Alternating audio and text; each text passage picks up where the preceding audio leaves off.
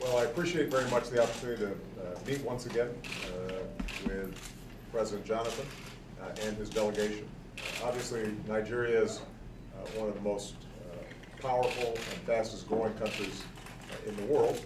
I think that's testified by the fact that President Jonathan's going to have the opportunity to ring the bell at the New York Stock Exchange. I think it signifies how important Nigeria is becoming in the global economy.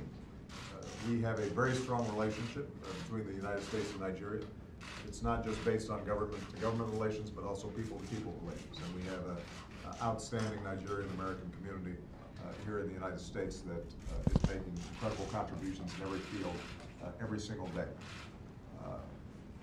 President Jonathan has committed to building on the democratic process that we've seen in Nigeria in the past. The last election that brought President Jonathan to power was a hallmark on the continent and in Nigeria in terms of free and fair elections, and I know that he is committed to making sure that the elections in 2015 move in that same fashion. We're going to be able to have an opportunity to talk about the issues of energy and power.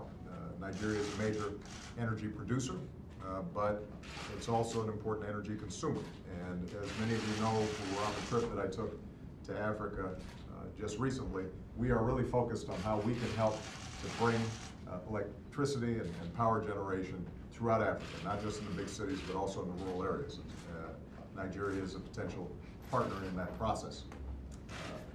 We want to develop the human capital throughout the continent and in Nigeria, and that's why I'm excited about the Young African Leaders Initiative that is going to allow us to have young African leaders from across the continent, including Nigeria, here in the United States, where they can interact with top leaders here, our universities, our businesses, and that will further strengthen the ties between our two countries. And we're going to have an opportunity to discuss some significant challenges on the security front in Nigeria. In the northern regions of Nigeria, we've seen the emergence of one of the most vicious terrorist organizations in the world, Boko Haram.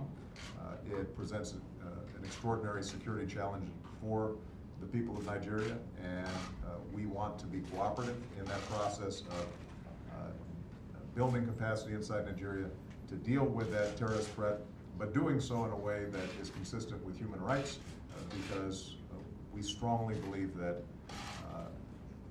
the best way to undermine the agenda of those who would do violence is to make sure that governments are responsive to the needs of people and following rule of law.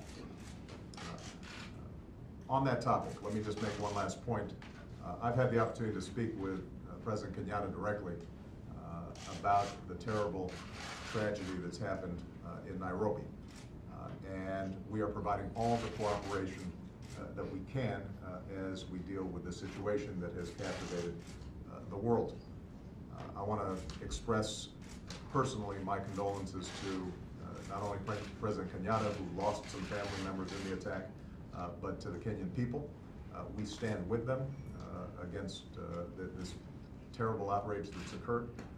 We will provide them with whatever law enforcement support that is necessary, and we are confident that Kenya, which has been a pillar of stability in Eastern Africa, will rebuild. But this, I think, underscores the degree to which all of us, as an international community, have to stand against the kind of senseless violence that these kinds of groups represent. And the United States will continue to work with the entire continent of Africa and around the world to make sure that we are dismantling these networks of destruction. With that, Mr. President. Thank you, Your Excellency. Since after we're meeting for the first time after the elections, even though I sent a letter, I would like to formally congratulate you for the electoral victory. And thank you for inviting me and my team to intervene with you and the team today before the UN General Assembly discussions tomorrow. Nigeria and US have been natural allies, and the relations have been very strong, and it's beyond the interests of Nigeria and the United States of America alone. Well, in terms of Nigeria and United States of America, Nigeria, of course, is the second largest economy in Africa, the most populated African state. About 20% of Africans are in Nigeria. So it's the largest trading partner of the United States of America and the continent of Africa. So it's a key country, and we cherish that relationship between America and Nigeria. And just like America is, of course, it's a strong country in terms of global peace and security, the biggest economy. Nigeria play big at the African level, the second largest economy, but in terms of peace and security, in fact, it's the #1 country to stabilize West Africa and the rest of Africa. So the relationship between these two countries is very, very dear, not just to America and Nigeria, but to West Africa and the rest of Africa. And I always say that for you to fix the world, you must fix Africa. And for you to fix Africa, you have to fix Nigeria. And if you don't fix Nigeria, then you lost it. You must fix Nigeria, because that's the highest concentration of blacks and the globe. For this meeting, it will be fruitful, because just like President Barack Obama said, the whole world is facing challenges, economic issues, but especially the security issues. Just mentioned about the incident that happened in Kenya. During Obama's express condolences and sympathy for what happened. Because we have experienced us recently, and we still experience in Nigeria. So I feel the pains of President Kenyatta to get that level of attack, that dastardly attack. And that is why we maintain that terror anywhere in the world is terror on all of us. And we call on the global leaders to come together and fight terror. And until we all agree to wipe out terror all over the world will continue to embarrass this act of violence. Sometimes you don't know whether the people are really safe to do what they are doing.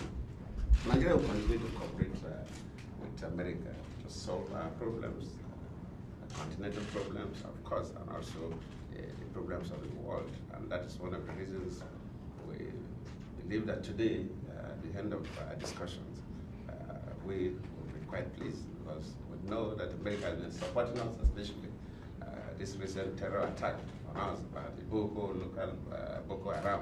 But we will need even more support, because collectively we'll be able to solve the problem. If Nigeria alone is allowed, without the support of the external community, it will take us a longer period.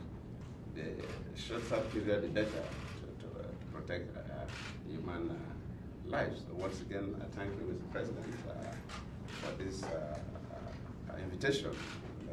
We're quite grateful for that, and we'll be able to discuss these key issues, the economic issues, the security issues. And I have to commend you on the Power Africa initiative, and also the Young Leaders, African Young Leaders Initiative. And in fact, somehow we think alike, because in Nigeria we have 3 products about young people. One we call YOWIN, another one called the Nagropreneurs, that focus on encouraging young graduates to go into agriculture for us to produce the middle manpower that are the drivers of the economy.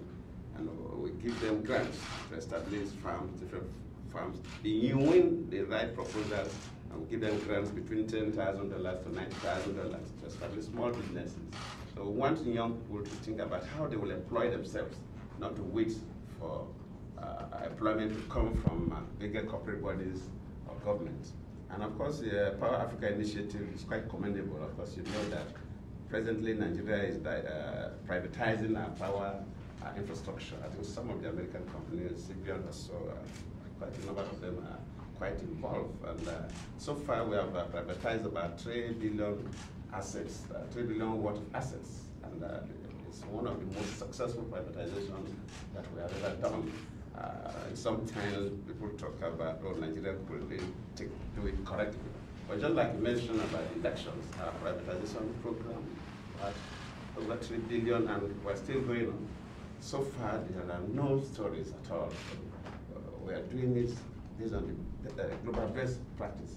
And I want to commend America again for the assistance you gave us during the 2011 election. I did mention that even though I was contesting that election, I'll make sure that the elections were done transparently. In most cases, Nigerian elections are very, very controversial. Even the one that brought me in as the vice president then was very, very controversial. Even at the level of the Supreme Court, out of the 7 justices, 4 were for upheld elections, 3 were against elections. Narrowly, elections have been annulled. But 2011 elections, in the appeal court, the 5 justices said that elections were fair and fair. When it was appealed to the Supreme Court, the 7 justices said that elections were fair and fair. And everybody, both local and international observers, said that from 1960 that Nigeria gained independence, the 2011 elections are the best. And we promise to keep faith with that. We'll continue to even improve on that, because we believe that one thing to make sure that you don't encourage wrongdoing, whether corruption, nepotism, or whatever, is to make sure that people elect those who represent them. And I promise Nigerians that the votes of Nigerians must count. Everybody must have just one vote, because by law, that is what you have. And there will be no room for manipulations. And we promise the international community that will keep faith with that, because that is the only way we can help to build stronger institutions. And I also commend you your attention on building institutions. And that is it's always the focus of our government, that we must build strong institutions that will transcend the individuals occupying such institutions. So whether Mr. A is there, or Mr. B, or Mrs. C, the activities of government will not suffer. So once again, I thank you. Thank you. Thank you very much, everybody.